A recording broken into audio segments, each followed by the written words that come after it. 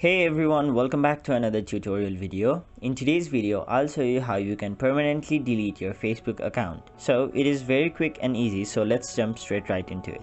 So first of all, open your Facebook app.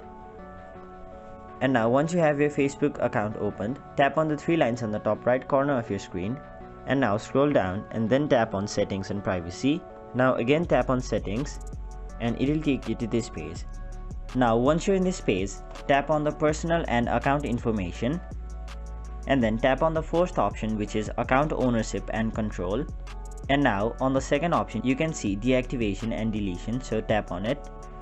Now Facebook will provide you with two options. You can either deactivate your account or delete your account permanently. What deactivating account does is your Facebook account will be on kind of a pause. To everybody it may seem that you have deleted your account. They will not be able to see your videos, photos and your account itself, but once you log back into your account, everything will be back to normal and it is just like putting a pause to your Facebook account.